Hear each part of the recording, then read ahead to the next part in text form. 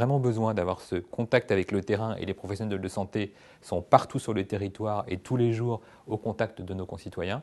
Et donc ce signal indispensable remonte aux autorités de santé. Soit c'est un événement qui est considéré la plupart du temps comme bénin et on peut avoir des événements graves, donc la notion de sévérité évolue. Donc on a besoin d'avoir les nouveaux événements, mais même les éléments connus pour affiner notre réponse en fonction de la fréquence et de la sévérité de cet événement. C'est une activité qui fait partie du cœur de métier des médico-soignants. Hein. On n'est pas dans l'administratif. L'allergie, ça va être une des choses qu'on va avoir le plus. Ça va être les troubles digestifs également, ça va être quelque chose qu'on va avoir le plus fréquemment. Donc les gens vont nous le signaler à nous et pas forcément au médecin. La finalité du dispositif de pharmacovigilance, c'est d'enregistrer les effets indésirables des médicaments afin de surveiller la sécurité des médicaments. Il est important pour les professionnels de santé de déclarer les effets indésirables, même s'ils sont déjà connus. En effet, tous les médicaments sont régulièrement réévalués pour leurs bénéfices et pour leurs risques, et ceci permet d'évaluer l'incidence en vie réelle des effets indésirables graves de ces médicaments anciens.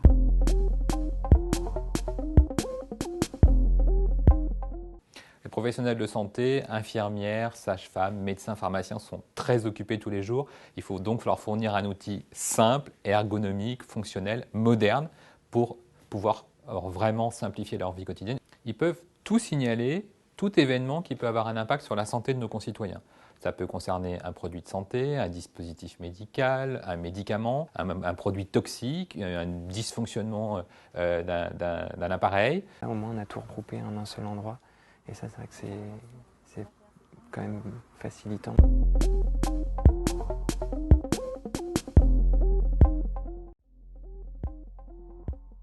Là, on peut utiliser le compte avec sa carte CPS.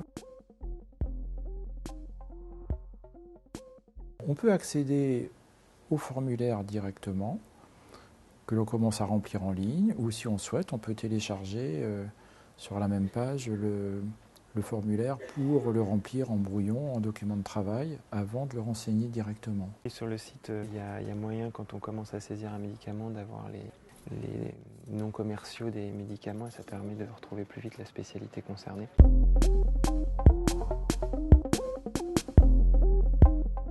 Alors, quand un professionnel de santé, par exemple un dentiste, signale un événement de santé, le portail envoie le message à l'ensemble des destinataires selon le signal. Voilà, une traçabilité et un mail d'interlocuteurs vers lesquels on peut revenir si nous avons des questions complémentaires. Si la déclaration est incomplète, il est possible qu'on revienne vers le professionnel de santé pour avoir le maximum d'informations pour documenter l'observation.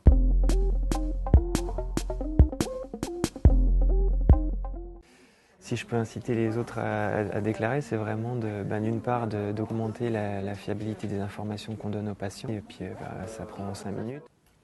Les professionnels de santé sont les yeux et les oreilles des autorités sanitaires. Ce portail a vocation justement à devenir un portail unique pour l'ensemble des professionnels de santé, pour l'ensemble des déclarations sur tout événement impliquant la santé de nos concitoyens. Signalement-santé.gouv.fr